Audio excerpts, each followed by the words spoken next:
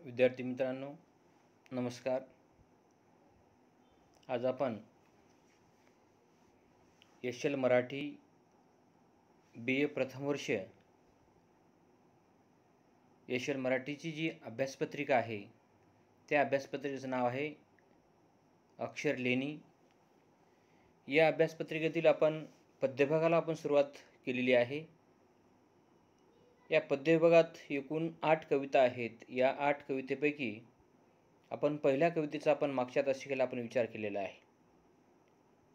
मुलांनो, आजच्या तासिकेला आपण पद्यविभागात जी दुसरी कथा आहे त्या कथेचं नाव आहे बिकट वाट वहिवाट नसावी. या कवितेचे कवी आहेत अनंत फंदी. अशा प्रकारची ही दुसरी कविता, या कवितेचा आज आपण विचार करणार आहोत. मुलांनो, प्रत्येक कविता आणि प्रत्येक कवितेमध्ये काही ना काही महत्त्वपूर्ण मूल्य विचार त्यामध्ये दडलेला असतो. आणि म्हणूनच अभ्यासक्रमामध्ये वेगवेगळे मूल्ये असलेली कविता नेमलेली असते. आज आपण आगळ्या वेगळ्या मूल्य विचारांच्या कवितेचा आपण आज विचार करणार आहोत. मुलांनो, अभ्यासक्रमामध्ये गद्यविभाग असो की पद्यविभाग असो, या वेगवेगळ्या विभागामध्ये काहीतरी बोध, काहीतरी विचार, काहीतरी संदेश त्यामध्ये सामावलेला असतो. उगीच काहीतरी अभ्यासक्रमाला एखादा धडा, एखादा पाठ, एखादी कविता लावायची म्हणून लावली जात नाही, तर त्या कवितेतून, त्या पाठातून, त्या धड्यातून विद्यार्थ्यांना काहीतरी बोध मिळाला पाहिजे. म्हणूनच अशा प्रकारच्या वेगवेगळ्या कवितांचा अभ्यासक्रमामध्ये समावेश असतो. आज आपण या दुसऱ्या कवितेचा आपण विचार करत आहोत. त्या कवितेचं नाव आहे बिकट वाट वहिवाट नसावी. ज्या नावाची, ज्या शीर्षकाची, ज्या टायटलची ही कविता आहे मुलांनो, बिकट वाट वहिवाट नसावी. कारण या कवितेच्या नावामध्येच खूप महत्त्वाचा, मूलभूत अशा प्रकारचा गर्भित अर्थ, गर्भित भावार्थ सामावलेला आहे. आणि या कवितेचे कवी आहेत अनंत फंदी. अनंत फंदी आपण अगदी माध्यमिक शाळेपासून अनंत फंदीचा आपण विचार करत आहोत. अनंत फंदी तसे आपल्याला परिचित आहेत. अनंत फंदीचे वेगवेगळ्या कविता, फटक्यांचा आपण अभ्यास केलेला आहे. मराठी साहित्यामध्ये कथा, कविता, पोवाडे, लावणी असे जे वेगवेगळे वाङ्मय प्रकार आहेत, अशा या वेगवेगळ्या वाङ्मय प्रकाराप्रमाणेच फटका नावाचा हा काव्यप्रकार अनंत फंदी यांनी रूढ केलेला आहे. आणि या फटक्यांचा आपण आपल्या अभ्यासक्रमामध्ये विचार करत आहोत. बिकट वाट वहिवाट नसावी हा सुद्धा एक फटका आहे मुलांनो. तर म्हणूनच अनंत फंदीला आपण अगदी शालेय जीवनापासून आपण त्यांच्या कवितेचा, त्यांच्या फटक्यांचा आपण अभ्यास करत आहोत, अध्ययन करत आहोत. त्यामुळे अनंत फंदी तसे आपले परिचित आहेत. अनंत फंदी हे टोपण नाव आपल्याला सर्वांना माहीत आहे, सर्वांना सुपरिचित आहे. परंतु आपल्या भाषेमध्ये, मराठी भाषेमध्ये अनेक कवी लेखकांनी टोपण नावानं आपल्या लेखनाची सुरुवात केलेली आहे, टोपण नावानं लेखन केलेले आहेत. मग अशा प्रकारचे प्रश्न स्पर्धा परीक्षेमध्ये येतात. त्यामुळे आपल्याला टोपण नाव माहीत असतात. कारण टोपण नाव आपल्या सभोवताली, आपल्या सर्वत्र रूढ झालेलं असतं, परंतु त्याचं मूळ नाव, पूर्ण नाव आपल्याला माहीत नसतं. अनंत फंदी यांचं पूर्ण नाव आहे अनंत भवानी बाबा घोलप, हे त्यांचं पूर्ण नाव आहे. परंतु अनंत भवानी बाबा घोलप या नावाचा उल्लेख किंवा या नावाने हाक मारणे किंवा बोलणे कोणीही केलं जात नाही, करत नाहीत. अनंत फंदी या टोपण नावानेच फटकाकार अनंत फंदी म्हणून त्यांचा उल्लेख केला जातो. त्यांचं पूर्ण नाव आहे अनंत भवानी बाबा घोलप. कधी कधी स्पर्धा परीक्षेमध्ये किंवा तुमच्या उद्याच्या विद्यापीठाच्या परीक्षेमध्ये तुमची विद्यापीठाची परीक्षा उद्याची MCQ पद्धतीने होणार आहे. उद्याच्या परीक्षेमध्ये सुद्धा प्रश्न येऊ शकतो. अनंत फंदी यांचं पूर्ण नाव टिंबटिंब आहे. तर काय पूर्ण नाव आहे? अनंत भवानी बाबा घोलप. अशा पद्धतीने अनंत फंदी यांचं पूर्ण नाव आहे. अनंत फंदी यांचा जन्म 1744 मध्ये झालेला आहे, तर मृत्यू 1715 मध्ये झालेला आहे. अशा पद्धतीचं आयुष्य अनंत फंदी यांना लाभलेलं आहे. फार काही आयुष्य लाभलेलं नाही. 1744 ते 1795 अशा पद्धतीचा जीवनायुष्य अनंत फंदी यांना लाभलेलं आहे. अनंत फंदी हे अहमदनगर जिल्ह्यात संगमनेर हे अनंत फंदी यांचं मूळ गाव आहे. अहमदनगर जिल्ह्यामध्ये संगमनेर एक चांगलं गाव, चांगला तालुका, सर्वांना तो माहीत आहे. पुण्यापासून काही अंतरावरच हे संगमनेर आहे. अहमदनगर हा जिल्हा आहे मुलांनो. महाराष्ट्रामध्ये सर्वात मोठा कोणता जिल्हा असेल तर अहमदनगर आहे. सर्वच क्षेत्रफळाच्या दृष्टीने, लोकसंख्येच्या दृष्टीने अहमदनगर जिल्हा महाराष्ट्रातला सर्वात, तुम्ही नकाशामध्ये जर महाराष्ट्राचा जर नकाशा जर पाहिला तुम्ही आणि नकाशामध्ये जे वेगवेगळे जिल्हे आहेत ते वेगवेगळे जिल्हे पाहिल्यानंतर तुमच्या लक्षात येईल की अहमदनगर जिल्हा हा सर्वात मोठा आहे. त्यानंतर नांदेड आहे मुलांनो, लक्षात घ्या. आणि अशा प्रकारे अनंत फंदी यांचा जन्म अहमदनगर जिल्ह्यात संगमनेर या गावी झालेला आहे. संगमनेर हे त्यांचं मूळ गाव आहे.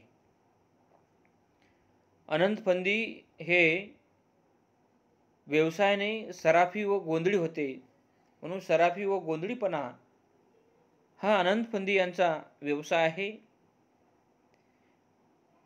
कोण व्यक्ती कोणत्या जातीमध्ये, कोणत्या व्यवसायामध्ये जन्माला आलेला आहे त्यापेक्षा तो गुणाने किती श्रेष्ठ आहे याला विशेष अशा प्रकारचं महत्त्व आहे मुलांनो. काही माणसं खूप चांगल्या जातीमध्ये जन्माला येतात, परंतु त्यांचं कार्य आणि कार्यकर्तृत्व शून्य असतं. म्हणून कोणती जात चांगली आणि कोणती जात कनिष्ठ हे असं न ठरवता त्याचं कार्य, त्याचं वाङ्मय कर्तृत्व, त्याचे गुण, त्याचा स्वभाव यावरून त्या व्यक्तीचं मोठेपण, यावरून त्या व्यक्तीचं श्रेष्ठत्व ठरलं गेलं पाहिजे मुलांनो. तर अनंत फंदी सराफी व गोंधळीपणाचा त्यांचा व्यवसाय आहे आणि माझ्या मते तो गोंधळी समाजातला आहे, गोंधळी जातीतला त्याचा जन्म झालेला आहे. असं असून सुद्धा अनंत फंदीनं कविता लिहिलेली आहे, फटका लिहिलेला आहे आणि म्हणूनच त्यांच्या कवितेचा, त्यांच्या फटक्यांचा आपल्या अभ्यासक्रमामध्ये समावेश झालेला आहे. तर अनंत फंदी ज्या जातीमध्ये, ज्या धर्मामध्ये जन्माला आलेले आहेत त्या धर्मात जन्माला येऊन सुद्धा त्यांची कविता अभ्यासक्रमामध्ये लावलेली आहे, नेमलेली आहे. त्यांच्या कवितेचा आपण विचार करत आहोत. आता तुम्हीच ठरवा कोण श्रेष्ठ आहे. माणूस जातीने श्रेष्ठ असतो का त्याच्या वाङ्मयीन कर्तृत्वाने श्रेष्ठ आहे?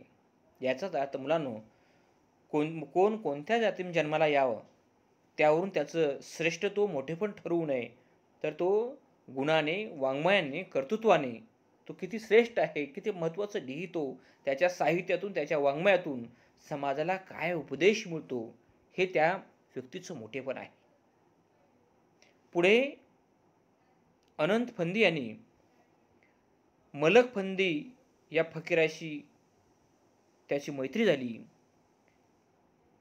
अनंत फंदी मलक फंदी नावाच्या फकीराशी इतकी मैत्री झाली, बस मलक फंदी आणि अनंत फंदी हे जिवलग मित्र झाले. मलक फंदी हा अनंत फंदीला सोडून राहत नव्हता आणि अनंत फंदी मलक फंदीला सोडून राहत नव्हता. इतके जीवाभावाचे, इतके जिवलग मित्र, सवंगडी तयार झाले आणि दोघांनाही एकमेकाशिवाय राहावंसं वाटत नव्हतं. अशा प्रकारची मैत्री दोघांची तयार झालेली आहे. आता तुम्हाला माहीत आहे अनंत फंदी यांचं पूर्ण नाव काय आहे? अनंत भवानी बाबा घोलप हे त्यांचं पूर्ण नाव, मूळ नाव आहे. परंतु पुढे पुढे अनंत फंदी अनंत भवानी बाबा घोलप हे नाव लावण्याऐवजी तो अनंत फंदीच हे नाव लावायला लागला आणि फंदी हा अनंत घोलप यांच्या तमाशातील साथीदार.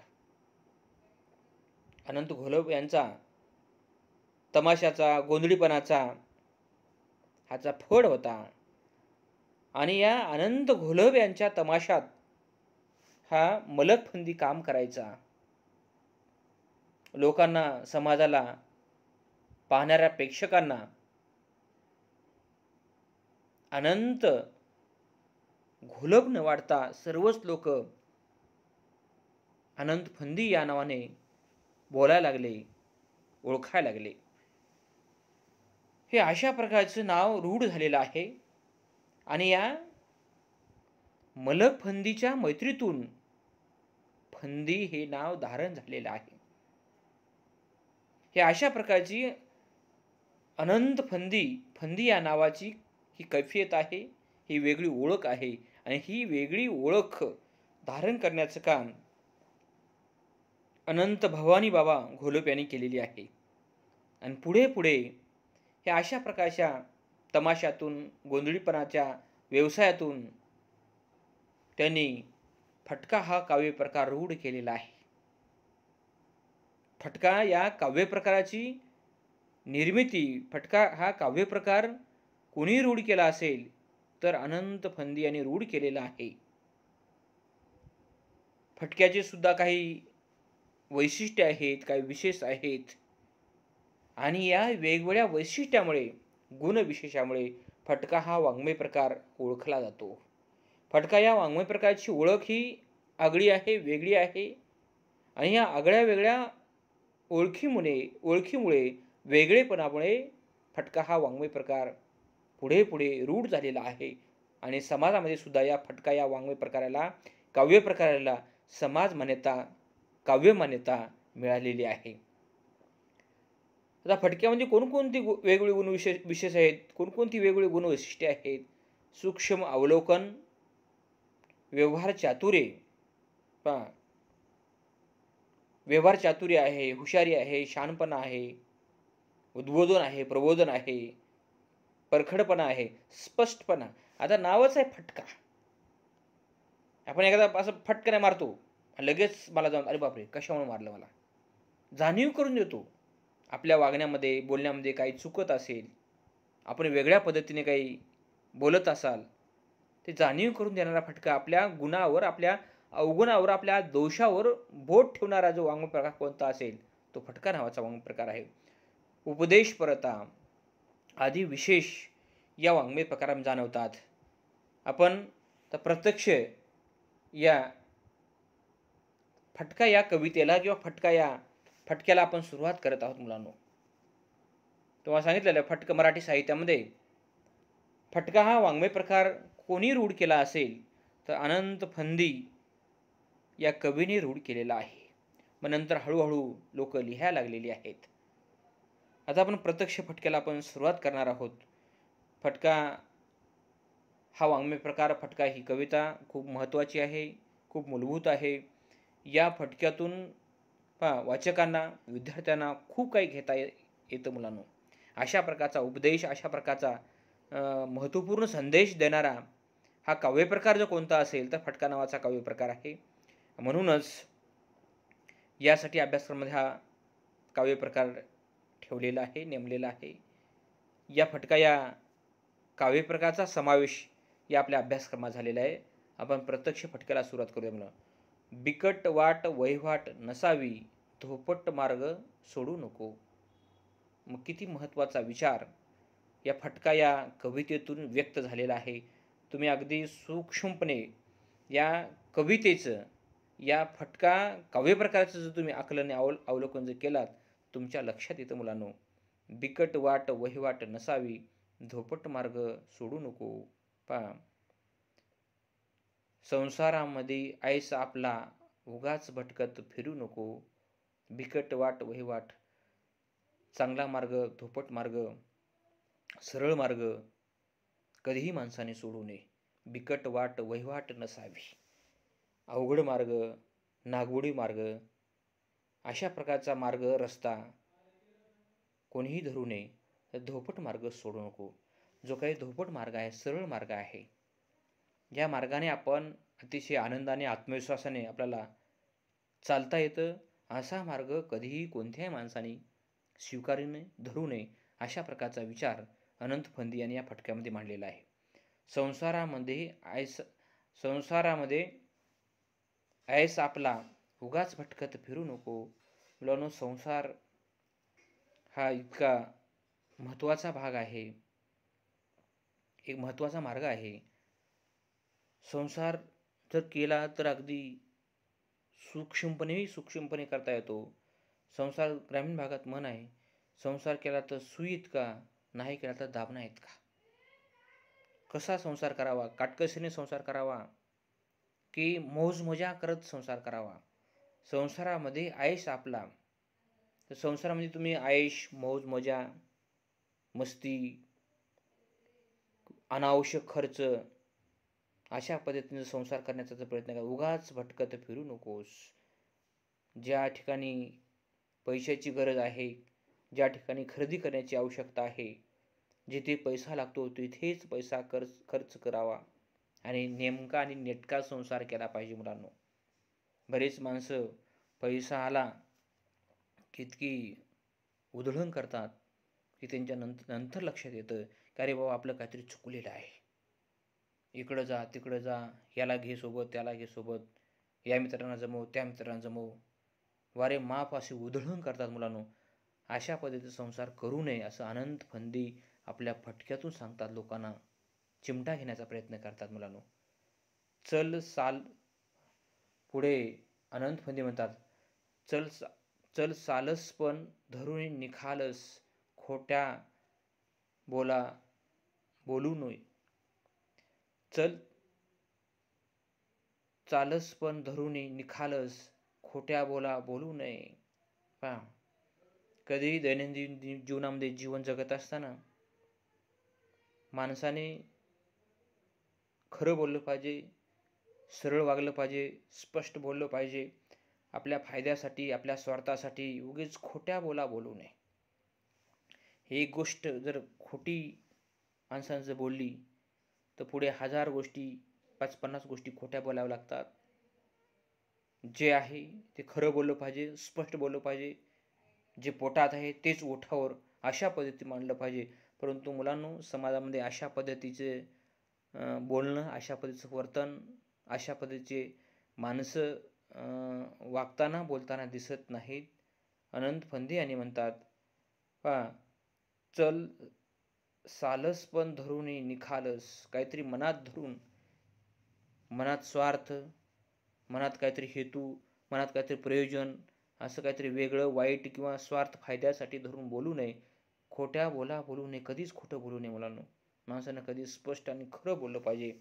आणि अशाच पद्धतीने यालाच जीवन म्हणतात. मुलांनो, जन्माला माणूस येतो चांगलं वागण्यासाठी, चांगलं बोलण्यासाठीच माणसं जन्माला येतात.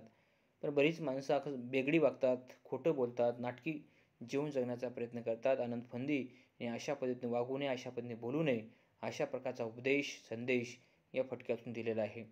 अंगी नम्रता सदा असावी, राग कोणावर धरू नये. नेहमी माणसानं सदैव नम्र असलं पाहिजे, आज्ञाधारक असलं पाहिजे.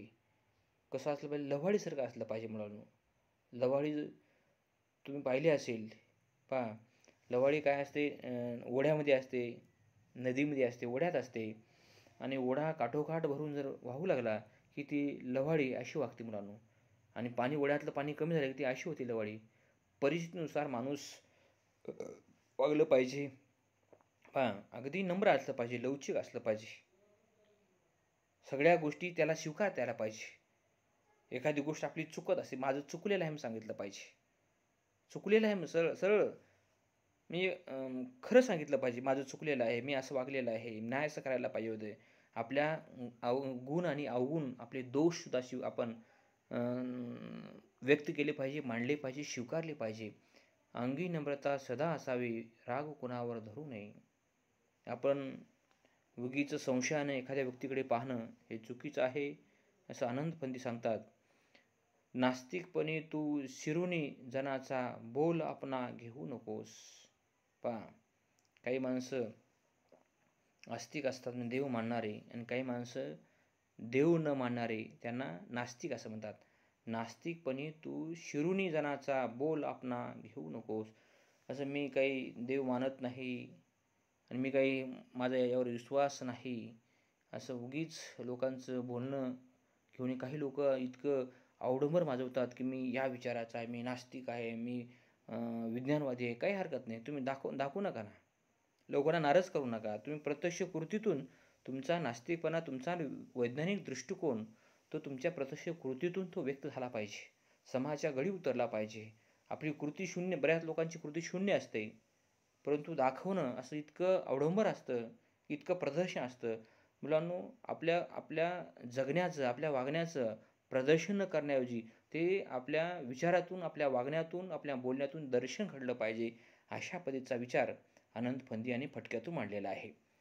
आल्या अतिथा, आल्या अतिथा मुठभर द्या, आल्या अतिथा मुठभर द्या, मागे पुढती पाहू नको. एखादा पाहुणा, एखादा व्यक्ती आपल्या घरावर आला, आपल्या घरी आला असेल, आपल्या दारावर असेल, एखादा मागत असेल काही, एखादं मागत असेल तर त्याला आपल्याकडे जर असेल त्याला थोडंफार देण्यासाठी तुम्ही तत्पर असलं पाहिजे मुलांनो. आल्या अतिथा मुठभर द्या, मागे पुढते पाहू नको. बरेच लोक आपल्याकडे असताना सुद्धा एखादं समजा हाक मारली तर कोणी ओ देत नाही, एखादं भीक मागितलं तर त्याला दानसुद्धा करत नाहीत. अशा प्रकारची माणसं समाजामध्ये आहेत. आनंद फंदीमध्ये असं करू नका. आल्या अतिथा मुठभर द्या, मागे पुढते पाहू नको. एखादा व्यक्ती जर समजा काही मदत मागितली असेल, त्याला आपल्या पद्धतीने जेवढं सहकार्य करता येईल, जेवढी मदत करता येईल तेवढी मदत, तेवढं सहकार्य करण्याचं काम आपण केलं पाहिजे. माणूस माणसाला जर सहकार्य करत नसेल तर मग कोणाला सहकार्य करणार आहे. माणसं पहा, एक माणूस दुसऱ्याला सहकार्य केलं, दुसरा माणूस तिसऱ्याला सहकार्य केलं पाहिजे. अशा प्रकारची वृत्ती आणि प्रवृत्ती निर्माण झाली पाहिजे मुलांनो. पहा, आपण माणसं आपल्याकडे असून सुद्धा सहकार्य करत नसतात. काही एखाद्यानं काही मागितलं की माझ्याकडे नाहीच म्हणतात. हे सहकार्य करण्याची वृत्ती, सहकार्य करण्याचा दिलदारपणासुद्धा माणसामध्ये विकसित झाला पाहिजे, डेव्हलप झाला पाहिजे. नुसतं उगाच 10वी पास होऊन 12वी पास होऊन काही उपयोग नाही. दुसऱ्याला मदतसुद्धा करण्यासाठी आपल्या मनाचा विकसितपणा तो डेव्हलप झाला पाहिजे, विकसित झाला पाहिजे. त्याला शिक्षण म्हणतात मुलांनो. आपण जर शिक्षण घेऊन जर अगदी संकुचित, अगदी आखडून जर वागत असाल तर त्या शिक्षणाला काहीच अर्थ उरणार नाही मुलांनो, काहीच अर्थ उरणार नाही. माणूस इतकं खळखळ आणि निखळ वागलं पाहिजे, जगलं पाहिजे, जगलंसुद्धा पाहिजे. पहा, दुसऱ्याला म्हणजे दुसऱ्याच्या आनंदामध्ये आपण सहभागी झालं पाहिजे, तेव्हा लोक आपल्या आनंदामध्ये सहभागी होतात. अशा पद्धतीनं माणसाने जीवन जगलं पाहिजे. बिकट वाट वहिवाट नसावी. उगाच सरळ जीवन न जगता पहा, आडमार्गानं अवघड वाटेनं कशाला जीवन जगता, अवघड वाटेनं कशाला जाता. सरळ मार्ग आहे ना, सरळ मार्गाने जा, भयमुक्त जीवन जगा, आनंदी जीवन जगा. अशा प्रकारचा विचार आनंद फंदी यांनी या फटक्यातून सांगितलेला आहे. मायबापावर रुसू नको, दुर्मुखलेला असू नको, व्यवहारामध्ये फसू नको, कधी रिकामा बसू नको. पहा, आपले जे जन्मदाते आहेत, आईवडील आहेत, आईवडिलांची सेवा, आईवडिलांची शुश्रूषा, आईवडिलांचं प्रेम, आईवडिलांची सेवा, या सगळ्या गोष्टी माणसाने केल्या पाहिजेत. मुलं मोठी होईपर्यंत आईवडिलांचं ऐकतात, मोठी झाल्यानंतर आईवडिलांचं ऐकत नाहीत. आईवडिलांना काही लोक मारतात सुद्धा, काही मुलं आईला मारतात, वडिलांना मारतात. हे चुकीचं आहे. आई आणि वडील आपले निर्मिक आहेत, आपले देव आहेत, त्यांची सेवा आयुष्यभर केली पाहिजे. आणि मायबापावर तर अजिबात रुसू नये, दुर्मुखलेला असू, कधी नाराज असू नये, कधी नाराज राहू नका, आनंदी जीवन जगा. कारण तुम्ही सर्वांमध्ये जर सहभागी झाला तर ह्या गोष्टी सगळं करता येतात, अन्यथा करता येत नाहीत. व्यवहारामध्ये फसू नको, कधी रिकामा बसू नको. व्यवहार करत असताना म्हणून तुम्ही चांगल्या पद्धतीने शिक्षण जर घेतलात, अभ्यास केलात, ऑनलाईन तासिका अटेंड केलात, वर्गामध्ये आलात, कॉलेजमध्ये आलात, जे तुमचे शिक्षक प्राध्यापक आहे जे काय सांगतात, काय बोलतात, कशी मांडणी करतात, कोणत्या कवितेच्या संदर्भामध्ये कशा पद्धतीने ते दृष्टांत दाखले देतात, याचा विचार प्रत्येक विद्यार्थ्यानं करणं गरजेचं आहे. म्हणजे तुम्हाला शिक्षण जर चांगलं जर घेतलं, तुम्हाला व्यवहार कळेल, तुम्हाला शिक्षण कळेल, तुम्हाला समाज कळेल, तुम्हाला राजकारण कळेल, समाजकारण कळेल, तुम्हाला गाव पण कळेल. सर्व काही गोष्टी तुम्हाला कळतील. व्यवहार या सर्वच गोष्टीला व्यवहार म्हणतात मुलांनो.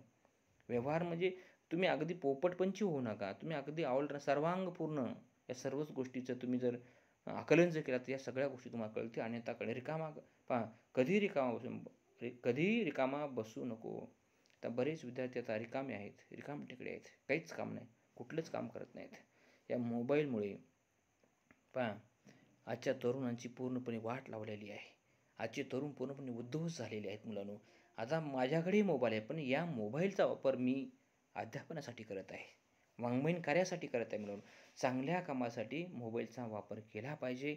मग तुम्ही कदापि रिकामी बसणार नाही मुलांनो, कदापि रिकामी बसणार नाही. कधीही रिकामा बसू नको.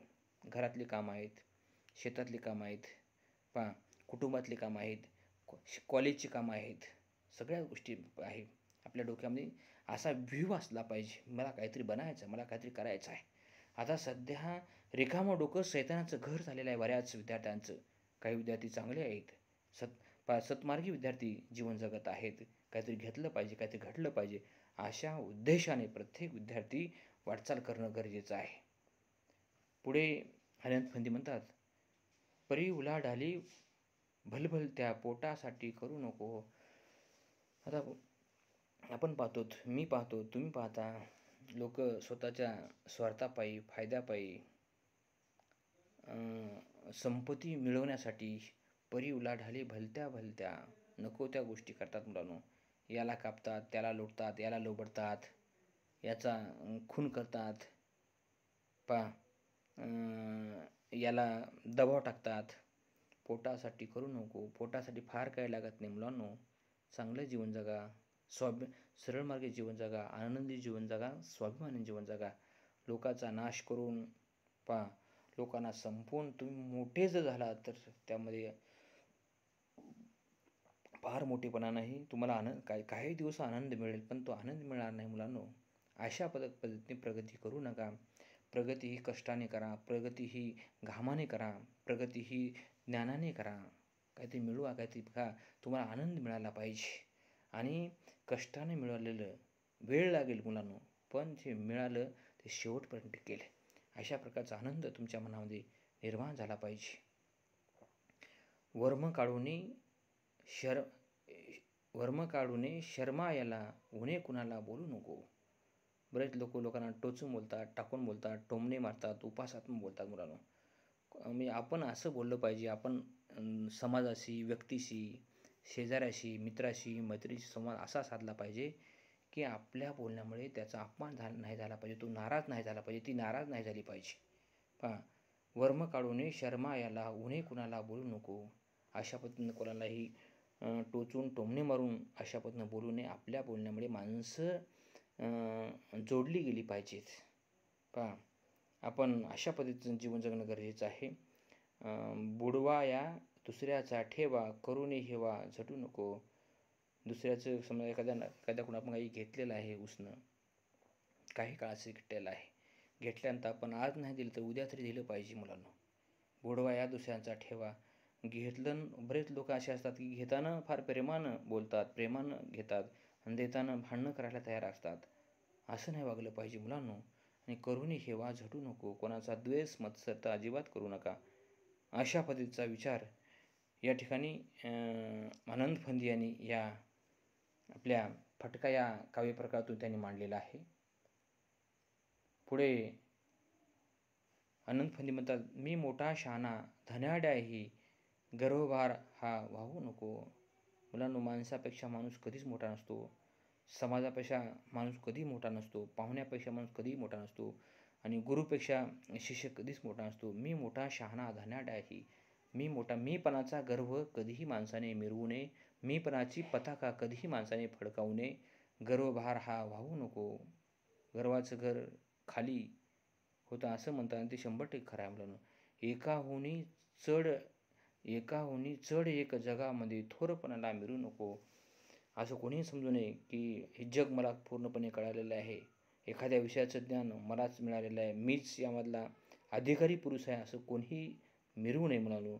जग इतकं मोठं आहे की या जगाचा शोध, जगाचं आकलन कधीच होणार नाही, इतकं गूढ अशा प्रकारचं जग आहे.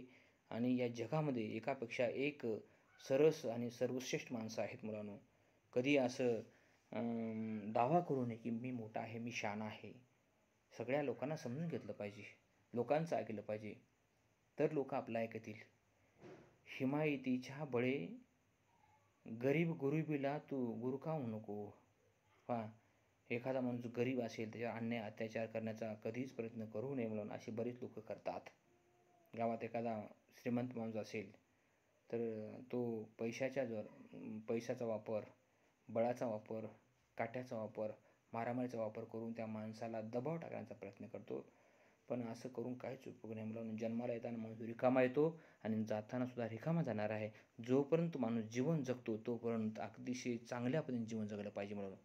मेल्यानंतर फक्त काय होणार आहे, फक्त मरावेपुरी कीर्तिरूप फक्त कीर्ती होणार आहे. माणूस चांगला होता, वाईट होता, एवढ्याच गोष्टी शिल्लक राहणार आहेत. म्हणून माणसानं कसं जगलं पाहिजे आता तुम्ही ठरवलं पाहिजे. अनंत फंदी यांनी अतिशय मोजक्या शब्दामध्ये, नेमक्या शब्दामध्ये या कवितेच्या माध्यमातून फटके देण्याचं काम, फटके मारण्याचं काम केलेलं आहे. 2 दिवसाची जाईल सत्ता, अपेक्षा माथा घेऊ नको. पहा, 2 सत्ता, कुठली सत्ता, पद, खुर्ची ही 2 दिवसाची असते, 4 दिवसाची असते, काही काळासाठी असते.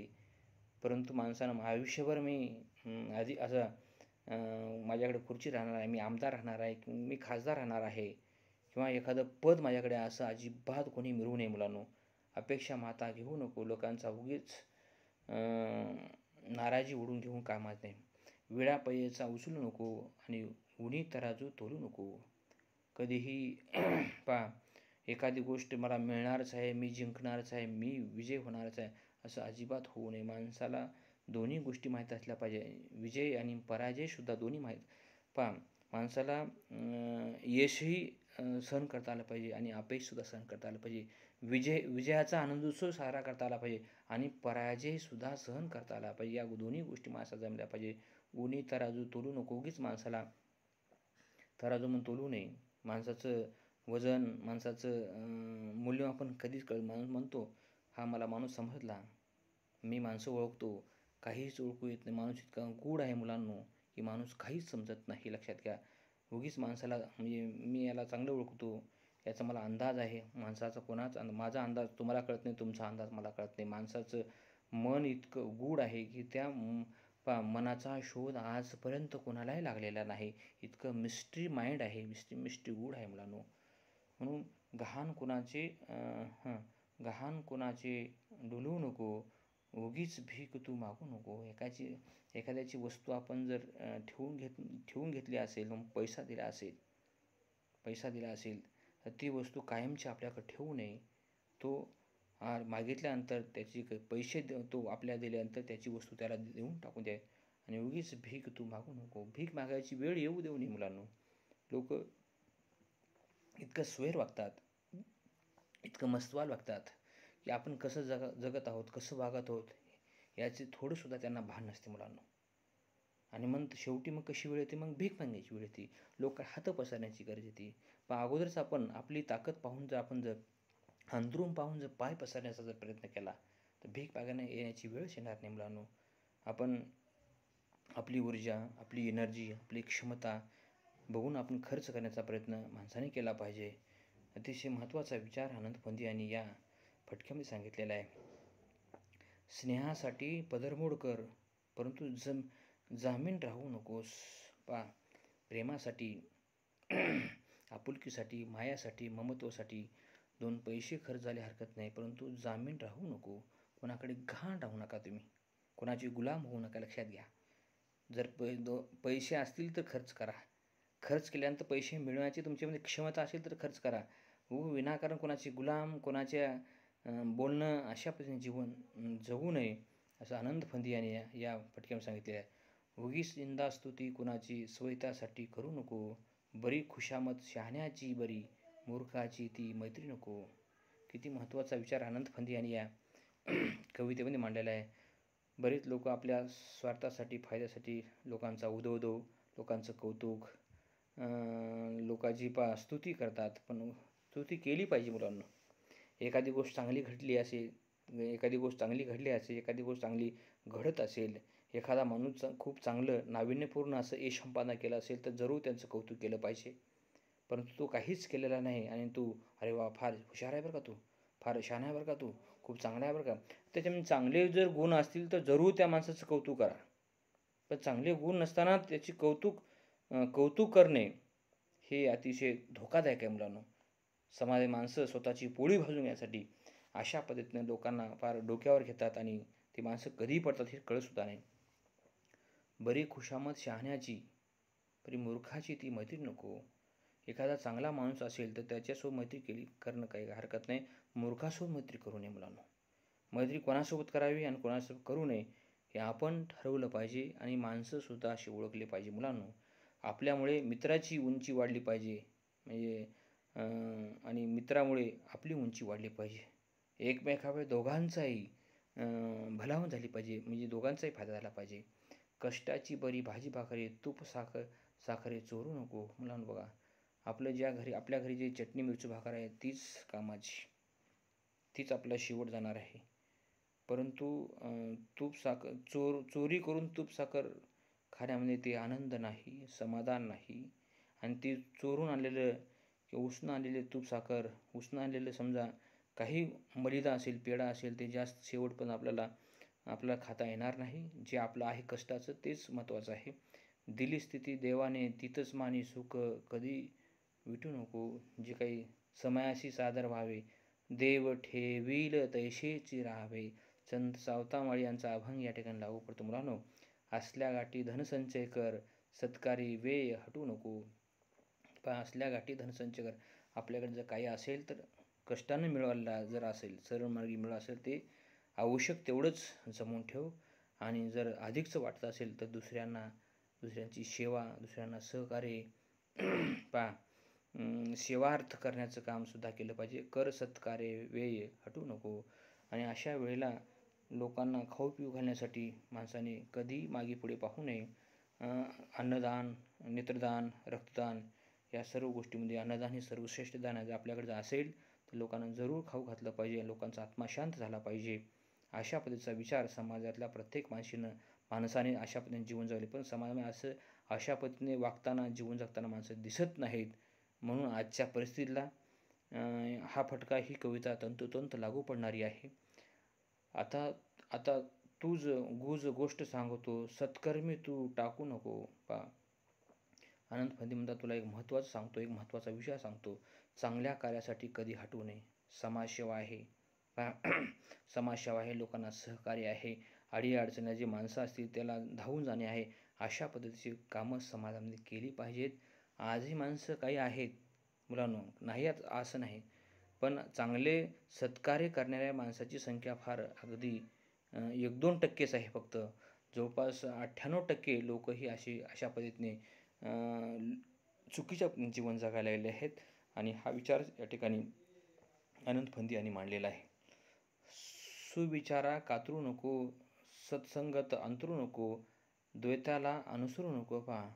चांगले विचार कधीच माणसाने मारू नयेत. चांगल्या विचाराची भलावण केली पाहिजे. चांगले विचार कसे वाटतील त्याचा विचार केला पाहिजे. सत्संगत अंतरू नको. चांगली माणसं, चांगली सोबत नाही केली पाहिजे. सत्संगत कशी वाढली पाहिजे आणि कायम कशी टिकली पाहिजे याचा विचारसुद्धा प्रत्येक माणसाने केला पाहिजे. द्वैताला अनुसरू नको. जी माणसं बोलतात एक, चालतात एक, वागतात एक आणि बोलतात एक, अशा माणसाच्या सोबत अशा माणसाचं अनुकरण कधी करू नये. जे माणसं बोलतात, जे माणसं करतात, ह्याच माणसाला, एकमार्गी माणसानं नेहमीच अनुसरण केलं पाहिजे. त्याचा विचाराची वाटसरसुद्धा झाली पाहिजे मुलांनो. आणि हरिभजना स्मरू नको. हरिभजना स्मरू नको. हरिभजन जे आहे मुलांनो, चांगल्या विचाराचा चांगला विचार माणसाने नेहमीच ठेवला पाहिजे. हरिभजना स्मरू नको. जे वाईट जे असेल त्याचं कधी स्मरण करू नका. आणि सत्कीर्ती नौबतीचा डंका गाजे, मग शंकाच नको. जे माणसं चांगलं काम करतात चांगलं जे माणसं काम करतात, जी माणसं चांगलं वागतात, जी माणसं चांगला विचार करतात, जी माणसं लोकांची सेवा करतात, अशा चांगल्या विचारांचा चांगल्या कार्याचा नवडंका समाजामध्ये पसरण्याची प्रसार करण्याची आवश्यकता नाही. डंका वाजे मग शंकाच नको, त्याचा डंका आपोआप वाजतो. मुलांनो, प्रसिद्धी करण्याची सुद्धा गरज नाही. चांगलं वर्तन, चांगले विचार, चांगले कार्य, चांगलं सद्वर्तन आज नाही लोकांपर्यंत नाही जरी पोहोचलं, तर 2 दिवसाला 4 दिवसाला का नाही तो पोहोचणार आहे. पण वाईट विचार हा लगेच तात्काळ पोहोचतो, पण ते लगेच संपून जातो आणि चांगला विचार माणसाच्या गळी उतरायला वेळ लागतो, पण तो गळी उतरल्यानं तो चिरकाल माणसामध्ये टिकून राहतो. अशा प्रकारचा विचार आनंद फंदी यांनी या फटक्याच्या माध्यमातून मांडलेला आहे. मुलांनो, आता आपण समारोपाचा विचार करत आहोत आणि त्याचा विचार आपण अनंत फंदी आणि फटक्यामध्ये जीवनात प्रत्येक माणसाने प्रामाणिक, सरळमार्गी, कष्टयुक्त जीवन जगलं पाहिजे. त्याबरोबरच नीतिमूल्य प्रत्यक्ष आचरणात आणलं पाहिजे. असा उपदेश या फटक्यामध्ये त्यांनी केलेला आहे. फटका हा मानवी जीवनातील व्यवहार ज्ञानाचा एक उत्कृष्ट नमुना आहे. अशा पद्धतीचा विचार अनंत फंदी यांनी या फटक्यामध्ये मांडलेला आहे. धन्यवाद.